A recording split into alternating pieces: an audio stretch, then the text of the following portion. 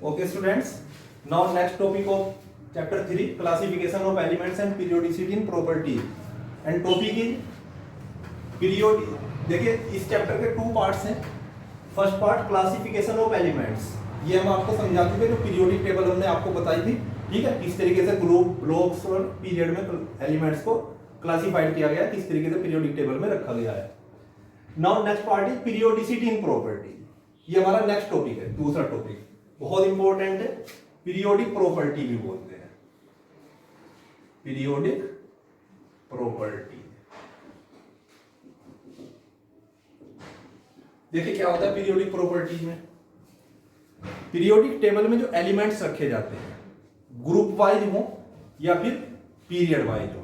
Group wise हम generally top to bottom चलते हैं 18 ग्रुप्स में, और पीरियड में हम लेफ्ट टू राइट चलते हैं. तो जब हम किसी पीरियोडिक टेबल में ग्रुप वाइज चलते हैं या पीरियड वाइज चलते हैं तो कुछ प्रॉपर्टीज एक रेगुलर इंटरवल के बाद रिपीट होती रहती है. ध्यान दीजिए, कुछ प्रॉपर्टीज एक रेगुलर इंटरवल 8, 8, 18, 18, 32 इतने इंटरवल के बाद रिपीट होती रहती है. उन प्रॉपर्टीज को हम पीरियोडिक प्रॉपर्टीज बोलते हैं. मेनली हमारी 5 प्रॉपर्टीज होती हैं. मेन तो 4 ही है. First atomic radius, second ionisation enthalpy,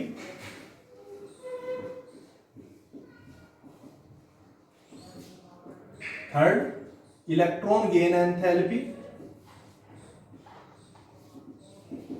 and fourth electronegativity, और फिफ्थ होती है हमारी इलेक्ट्रोनेगेटिविटी, जैसे ऐसी इलेक्ट्रोपॉजिटिविटी, जैसे मेटेलिक कैरेक्टर भी बोलते हैं. तो मेन हमारी ये 4 होती है वैसे स्टार्टिंग की.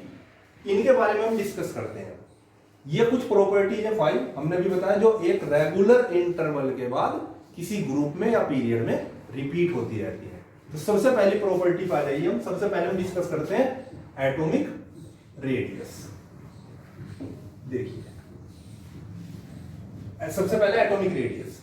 एटॉमिक रेडियस क्या होता है? जैसा आपने सेकंड चैप्टर में स्ट्रक्चर ऑफ एटम में पढ़ा, एटम की स्ट्रक्चर होती है न्यूक्लियस, हर एक एटम के अंदर होता है, और ये उसके बाहर ऑर्बिट या जिन्हें हम सेल बोलते हैं, के एल एम एन या 1 2 3. और न्यूक्लियस के अंदर क्या होते थे? Proton and neutron.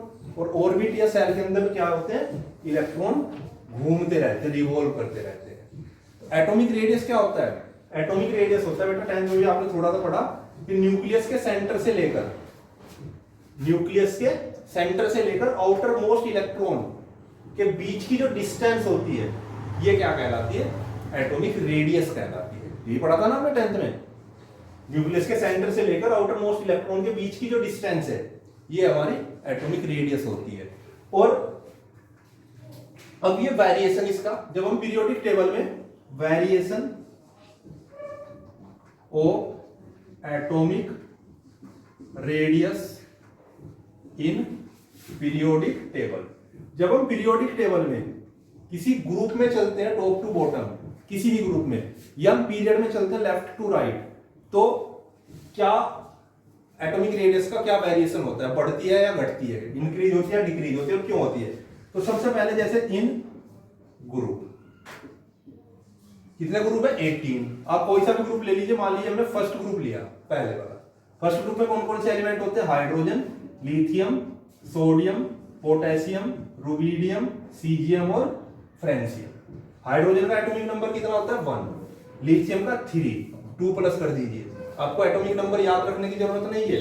ठीक है, आपको जैसा हाइड्रोजन का पता है 1, उसमें 2 प्लस कर दीजिए, 3 लिथियम का निकल जाएगा. फिर उसमें 8 प्लस कर दीजिए, 3 और 8 कितने होते हैं? 11, सोडियम का आ जाएगा. फिर 8 प्लस कर दीजिए, 11 और 8 19 पोटेशियम का. फिर 18 प्लस कर दीजिए, 19 और 18 37 में फिर 18 प्लस कीजिए 55. फिर 32 प्लस कीजिए, 32 प्लस करने के बाद कितना आएगा? 87. तो इनके एटॉमिक नंबर खुद ब खुद निकल जाएंगे आपके ग्रुप वाइज. अब हम इनका कॉन्फ़िगरेशन करते हैं. हाइड्रोजन का कॉन्फ़िगरेशन 1 का 1 होगा बोरबरी के अकॉर्डिंग 1. 3 का बेटा क्या होगा? 2 1. इसका क्या होगा 2 8 1, 19 का क्या होगा 2 8 8 1, 37 का क्या होगा 2 8 18 8 1, फिर 2 8 18 18 8 1, फिर 2 8 18 32 18 8 1। तो इस तरीके से इनका कॉन्फ़िगरेशन हो जाता है। अब देखिए जब हम किसी ग्रुप में चलते हैं, पहले ग्रुप में चल रहे हैं हम top to bottom, hydrogen lithium sodium potassium rubidium caesium francium, तो हमें क्या दिखाई पड़ता है, हाइड्रोजन में नंबर ऑफ सेल 1 है, इलेक्ट्रॉन भी 1 ही है, नंबर ऑफ सेल भी 1 ही है। लिथियम में नंबर ऑफ सेल 2 है। उससे नीचे चलते हैं 3, उससे नीचे चलते हैं 4, नेक्स्ट पे चलते हैं 5, नेक्स्ट पे चलते हैं 6, नेक्स्ट पे चलते हैं 7। और हमने बताया एटॉमिक रेडियस क्या होती है, हाइड्रोजन की इतनी होगी, एक सेल है। लिथियम में एक और बढ़ जाती है, यहां तक हो जाएगी। उससे नीचे चलते हैं एक और बढ़ जाती है, यहां तक आ जाएगी। उससे नीचे चलते हैं एक और बढ़ जाती है, यहां तक आ जाएगी। तो जैसे जैसे हम ऊपर से नीचे चलते हैं ग्रुप में, तो एटॉमिक रेडियस क्या होती है, ऊपर से नीचे चलने पर इंक्रीज। क्यों इंक्रीज होती है, क्योंकि नंबर ऑफ सेल इंक्रीज होते हैं, इसलिए एटॉमिक रेडियस पीरियोडिक टेबल के किसी भी ग्रुप में चलने पर इंक्रीज होगी। ये तो है ग्रुप की बात। सेकंड होती है हमारी पीरियड। इन पीरियड देखिए पीरियड कितने पीरियड होते हैं, 7। अब कोई सा भी पीरियड ले लेते हैं, मान लीजिए हमने सेकंड पीरियड दिया,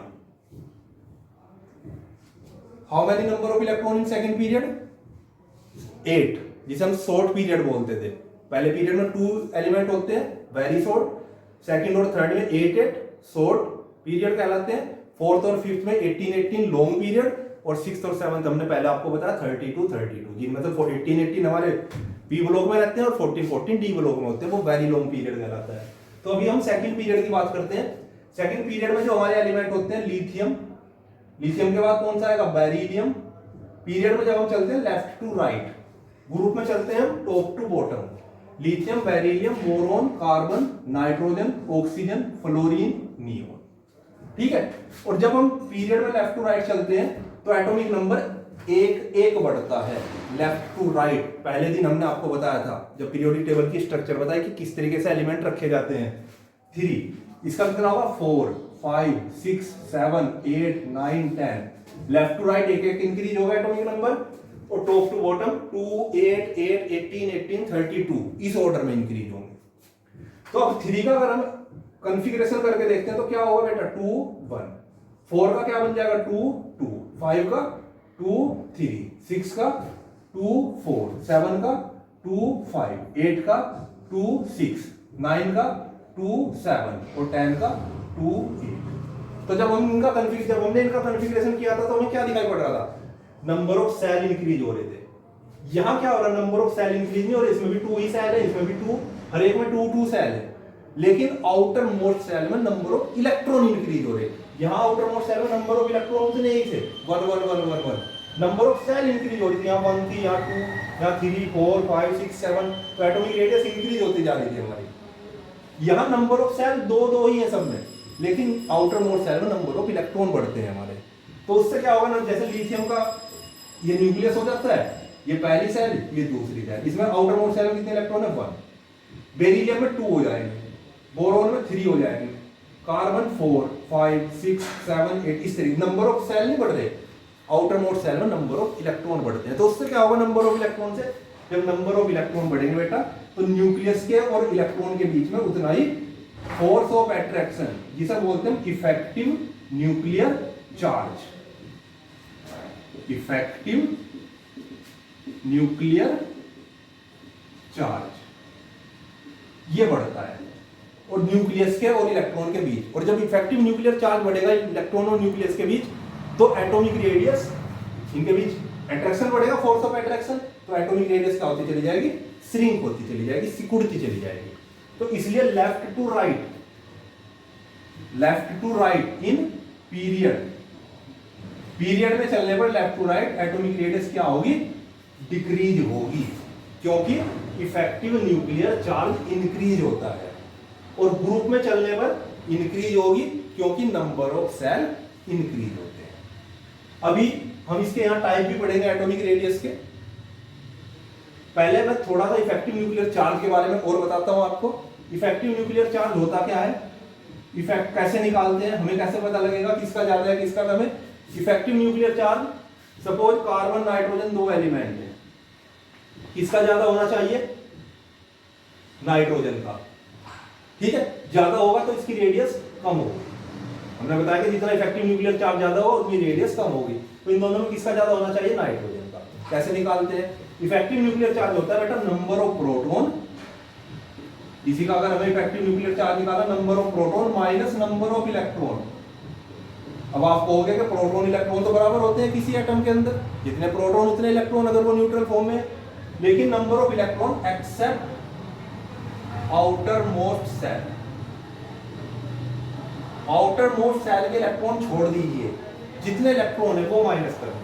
और जैसे मान लीजिए कार्बन का एटॉमिक नंबर 6 है, तो कार्बन का effective nuclear charge of carbon कितना हो जाएगा बेटा? कार्बन में जितना एटॉमिक नंबर उतने तो proton minus number of electron, outermost shell को छोड़ दो, आउटर मोस्ट सेल में कितने इलेक्ट्रॉन है? 4, तो 2 माइनस करें तो इसका इफेक्टिव न्यूक्लियर चार्ज कितना है?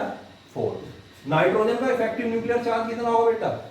नाइट्रोजन का एटॉमिक नंबर है 7, आउटर मोस्ट सेल के इलेक्ट्रॉन छोड़ दो, ठीक है, 5,